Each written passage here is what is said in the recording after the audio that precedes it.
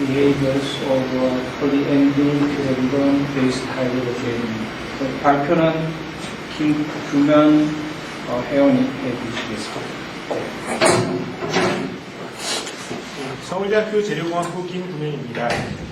제가 이번에 발표드릴 연구는 폴리비닐피롤리돈을 베이스로 한 하이드로젠을 합성하고 여기에 pH와 템퍼레처의 리액티브한 그룹을 도입함으로 인해서 그로 인한 스웰링 비헤이비어의 변화를 알아보는 것입니다. 일반적으로 하이드로젤이라고 하는 것은 3차원적인 네트워크를 형성하는 친수성 부분자로서 물에 넣었을 때 팽율만 되고 녹지 않는 특성을 가지고 있습니다. 이러한 특성 때문에 코팅용 재료나 멤브레인 등으로도 널리 사용되고 사람의 신체 조직과의 유사성 때문에 사람의 신체 조직과의 유사성 때문에 드럭 딜리버리 시스템이나 사람 신체의 장기, 인공 장기 등에도 널리 사용되고 있습니다. 이러한 하이드로젤의 스웰링 거동을 결정짓는 요인은 크게 내적 요인과 외적 요인으로 나누어 생각해 볼 수 있습니다. 내적 요인은 여기서 보신 바와 같이 이 폴리머 자체의 성질이라든지 폴리머 솔벤트의 컴패티빌리티라든지 아니면 이 폴리머 내부의 가교 정도를 뜻하고 있습니다. 하지만 이거 외에도 외적인 요인도 존재하는데 외적인 요인은 이 하이드로젤을 행윤시키는 그 솔벤트 그 자체의 여러 가지 외부적인 컨디션의 변화라고 할 수 있습니다. 이러한 외부적인 조건은 또 이렇게 물리적인 조건과 화학적인 조건으로 크게 두 가지로 나눠볼 수 있습니다. 물리적인 조건에는 여기서 보시는 것처럼 온도, 전자기장의 변화, 솔벤트의 조성 변화, 그리고 빛, 압력과 같은 것들이 있겠고, 그리고 화학적인 변화로서는 pH의 변화, 이온 스프랭스의 변화, 또 특정한 분자들을 인식할 수 있는 그러한 변화가 있겠습니다. 이러한 변화에 의해서 하이드로젤은 스웰링과 디스웰링을 이렇게 리버시블하게 반복하게 됩니다.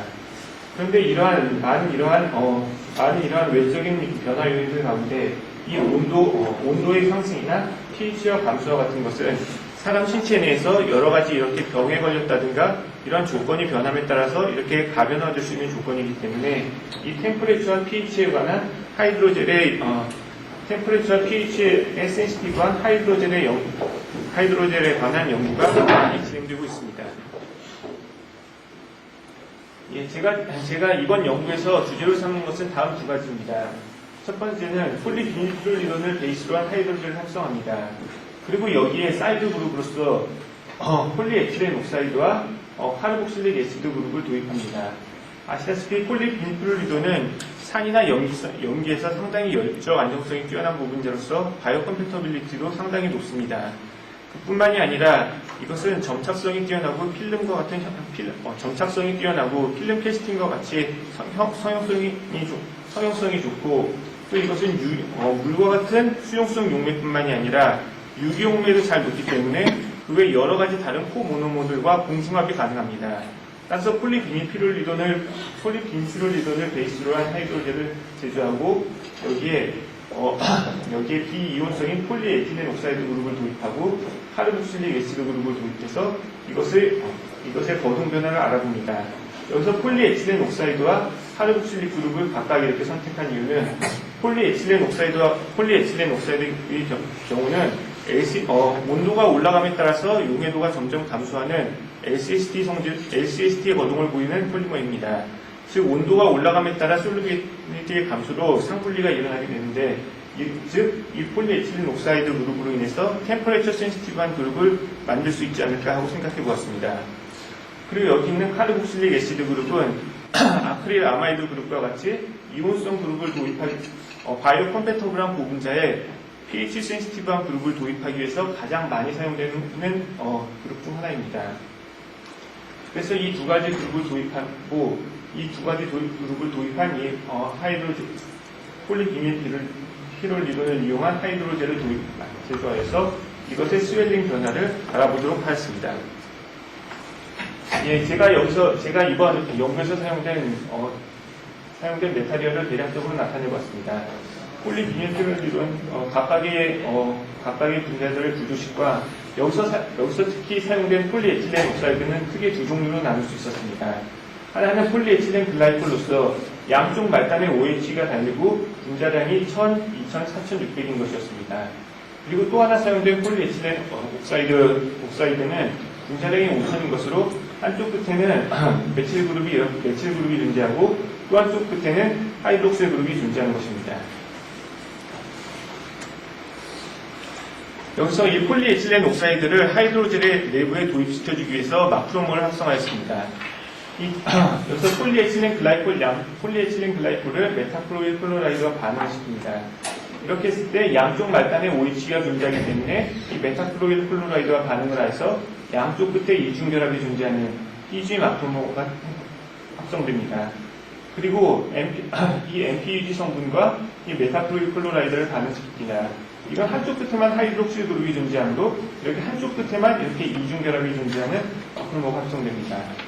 여기서 이 양쪽 끝 말단에 이중결합이 존재하는 마크로모는 이 가운데 폴리에틸렌 옥사이드 성분을 받는 즉 크로스 링커로서 사용을 되었고 여기 한쪽 말단에만 이중결합이 존재하는 마크로모는 이것이 그래프트 성분으로 하이드로젠 내부에 도입되었습니다. 예, 그리고 이것은 합성한 PEG 마크로모를 간단히 NMR과 FTIR을 통해서 트리카라이즈한 것입니다. 여기서 보신 바와 같이 NMR과 FTIR을 통해서 트리카라이즈한 경우가 90% 이상의 높은 일도로서 이것이 합성되었음을 알 수 있었습니다. 이것은 제가 합성한 하이드로젤의 간단한 그래서 저는 아까 얘기한 그 PEG 마크로모와 MPEG 마크로모 그리고 비닐 피롤리돈 모노머 그리고 아크릴릭 애시드 이 네 가지 성분을 공중합하여서 간단히 이렇게 세 가지 하이드로젤을 이렇게 합성하였습니다. 첫 번째 PVP PEG 하이드로젤은 가장 간단한 구조로서 폴리비닐 피롤리돈이 이렇게 백본 폴리머를 구성하고 있고 폴리에틸렌 글라이콜 마크로모가 이렇게 가교 성분을 이루고 있습니다.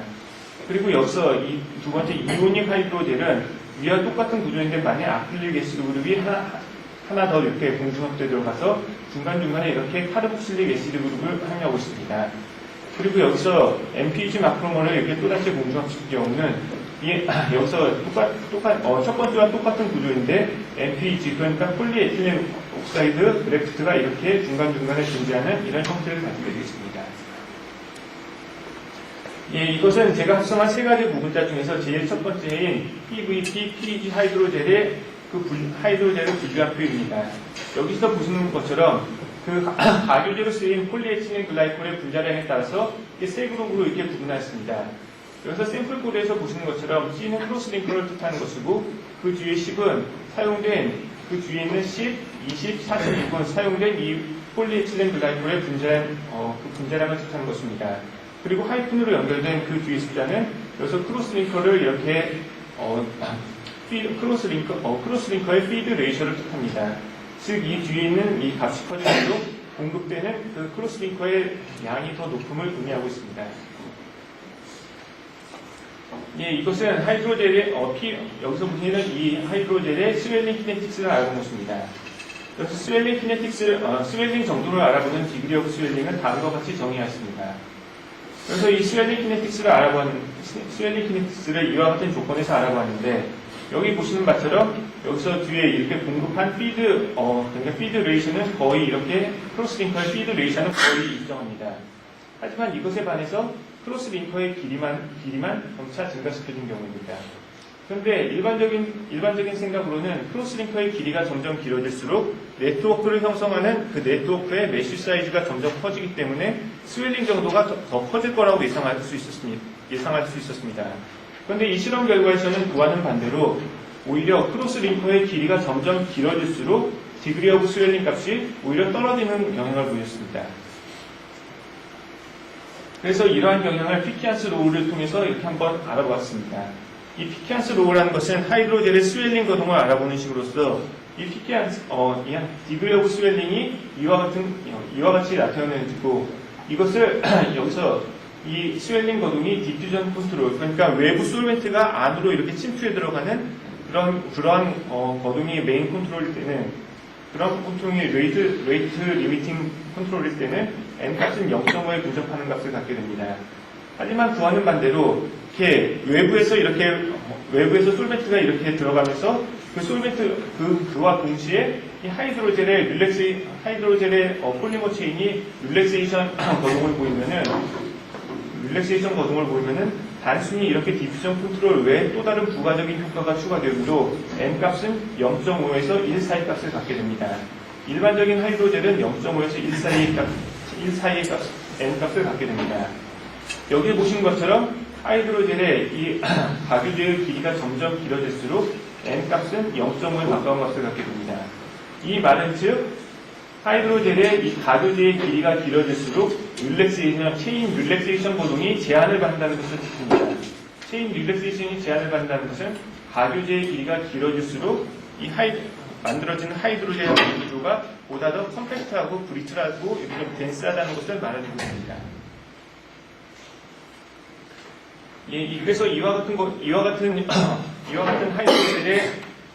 하이드로젤의 이펙티브 크로스 링킹 데인시티를 부분으로써 이와 같은 원인이 어디 있는지를 알아보았습니다. 이펙티브 크로스 링킹이라는 것은 단순히 화학적 가교에 의한 가교만이 아니라 가교제가 들어가고 그 하이드로젤 네트워크를 형성했을 때 이것이 단순히 가교제에 의해서만 가교가 되는 것이 아니라 체인 자체의 인탱글먼트나 아니면 꼬임 인터커넥트레이팅 네트워크를 형성하거나 아니면은 그 외에 여러 가지 엉킴이나 여러 가지 부수적인 효과에 의해서 화학적인 가교만이 아닌 물리적인 가교 또한 형성하게 됩니다. 그래서 이러한 화학적인 가교와 물리적인 가교 두 가지 효과를 동시에 고려하는 것이 이펙티브 크로스 링킹입니다. 이 이펙티브 크로스 링킹은 다음과 같이 하이드로젤을 이와 같은 형태로 커팅을 한 다음에 일정 압력을 가해줌으로 인해서 이렇게 측정할 수 있었고 그 결과 다음과 같은 값을 얻었습니다. 이 값을 비교해 봤을 때 공급한 피드 크로스링커 레이셔가 일정한 경우에 가교제의 길이가 길수록 훨씬 더 높은 이펙티브 크로스링킹 값을 얻었습니다. 이것은 단순히 화학적인 이 크로스링커의 그 피드 레이셔가 일정한 경우에는 화학적인 가격값은 거의 일정하다고 봐도 무방한데 거기서 이렇게 이펙티브 크로스링커의 값이 이렇게 큰 차이가 난 것은 가교제의 길이가 길수록 그거에 따른 부가적인 물리적인 가교가 더 많이 일어났음을 알 수 있었습니다. 여기서 보시는 것은 각각의 크로스링커의 크로스링커의 그 레이셔와 이펙티브 크로스링킹 덴시티 두 가지로 이렇게 나눠서 거기에 따른 이퀄리브리움 디그리 오브 스웰링을 구한 것입니다. 여기서 보시는 것처럼 여기서는 이쪽과 이쪽에서는 그래프에 이렇게 역전이 일어나게 됩니다. 단순히 크로스링커의 레이셔로만 따졌을 때는 이렇게 가교제의 길이가 이렇게 김에도 불구하고 디그리 오브 스웰링이 오히려 더 이렇게 낮았으나 이렇게 전체적인 이펙티브 크로스링킹 덴시티를 고려한 상태에서는 오히려 가교제의 길이에 따른 이러한 정성적인 결과가 나왔습니다. 이것은 이오닉 하이드로젤을 구분한 것입니다. 아까와 마찬가지로 가교제의 길이를 나타냈고 A 뒤에 있는 숫자는 이 아크릴릭 애시드의 몰 레이셔를 뜻합니다. 이것은 pH의 변화에 따른 스웰링 거동의 킹피스를 나타내는 것입니다. 여기서 보시는 바와 같이 아크릴릭 애시드가 이렇게 pH가 값이 커질수록 더 이온화가 됨으로 인해서 그 이온화로 인해서 그래서 pH가 큰 값을 가질 때는 더 빠른 키네틱스와 스웰링 키네틱스가 더 큰 디그리 오브 스웰링 값을 갖는 것을 알 수 있었습니다. 여기서도 아까와 같이 피키안스 룰을 통해서 이 스웰링 거동을 알아보았습니다. 여기 보시는 바처럼 pH가 점점 증가할수록 이 N값 역이 커집니다. 이것은 무엇을 의미하냐면은 pH가 증가할수록 이것이 이 카르복실릭 그룹이 이온화가 되고 이 이온화가 된 카르복실릭 그룹이 서로 리펄전을 작용하므로 이게 체인 릴렉세이션을 가속화시켜줘서 이렇게 N값이 점점 증가함을 보여주고 있습니다. 그리고 이것은 아크릴릭 애시드, 투여한 아크릴릭 애시드를 이렇게 NaOH를 통해서 이 하이드로젤 내부에 포함되어 있는 실제적으로 포함되어 있는 카르복실릭 펑셔널 그룹 수를 구한 것입니다. 여기 보시는 것처럼 이렇게 투여한 이렇게 몰 레이셔분의 내부에 포함되어 있는 이러한 펑셔널 그룹의 수는 선형적으로 증가하고 있습니다. 여기 보시는 바처럼 pH가 이렇게 낮은 경우에는 카르복실릭 펑셔널 그룹의 수에 관계없이 스웰링 정도가 거의 변화가 없지만은 이게 점점 이렇게 염기성이 돼서 이게 이온화가 되면은 그에 따른 그 카르복실릭 펑셔널 그룹의 수에 따른 스웰링 거동의 증가를 보여주고 있습니다. 예, 그리고 이것은 pH의 증가에 따른 이퀄리브리움 디그리 오브 스웰링 정도의 변화를 나타낸 것입니다. 보시는 바와 같이 맨 아래쪽에 있는 것은 이오닉 그룹이 없는 경우인데, 이오닉 그룹이 없는 경우에는 pH의 변화에 따라서 스웰링 정도가 거의 없었지만은 이렇게 이오닉 그룹이 이렇게 도입된 경우에는 pH 증가에 따른 스웰링 거동의 분명한 변화를 보여주고 있습니다. 예, 그리고 이것은 MPG 그래프트 성분을 도입한 하이드로젤을 이렇게 분류한 표입니다. 여기서 보시는 것과 마찬가지로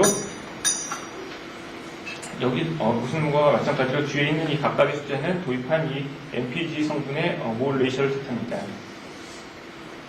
여기서 보시는 바와 같이 여기서 제가 이렇게 하는 것은 이 폴리에틸렌 옥사이드 그룹이 폴리에틸렌 옥사이드가 LCCD 성분을 보이므로 이 폴리에틸렌 옥사이드 성분이 도입된 하이드로젤은 가열을 하게 되면은 점점 이렇게 응축이 일어날 것으로 예상을 했습니다.